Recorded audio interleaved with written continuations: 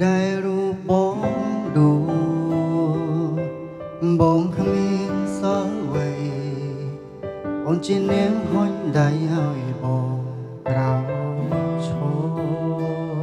អូនបារម្ភយកចិត្តទុកដាក់អូនធ្វើរឿងល្អល្អបងត្រេកអរមានមនុស្សស្មោះសរនៅក្បែរទុំនាងទុំណក៏ប្រែស៊ីជុំរើអារម្មណ៍បងកងក្ដៅពេលមានអូនមើលថែអូនជាអ្នកបងរៀនបងអ្វីហៅថាស្នេហ៍យល់ដៃសុងកើតរឿងចំបែស្នេហាយើងក៏ជាដើរមកក៏ផ្លូវកាយនាងទៅស្ដាំទៅឆ្វេងបែកចែកផ្លូវគ្នាដែរសំពាធជុំវិញខ្លួនខតខាំងរៀងដំណើរគឺត្រូវរួមគ្នាដើរសុទ្ធតែបំឡាបែកគ្នាទាំងនៅស្រឡាញ់គ្នាអនុសាគ្រប់គ្រាមិនតន់លុបទៅណាទូរយំពេលខ្លីតែមានន័យក្នុងសាមិនធ្លាប់គិតថាមានរឿងកើតឡើង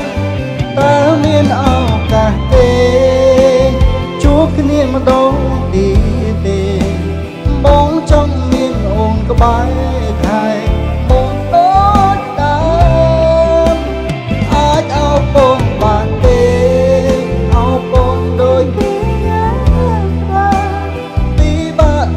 ដងហាងពេកតែគ្មានអូនមើលរកបងវិញបានទេ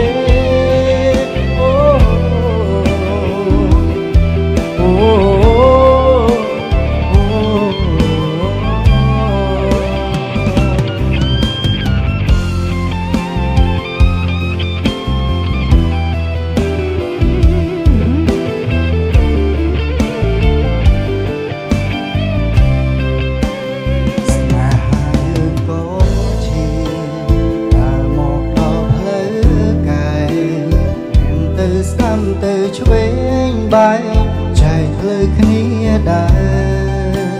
សំពាធជុំវិញខ្លួនខតខាំងរៀងដំណើរត្រូវរួមគ្នាដើរសុទ្ធតែបំឡា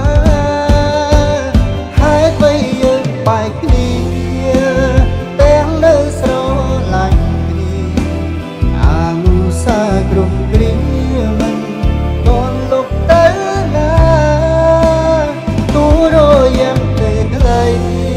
តែមានន័យក្នុងសា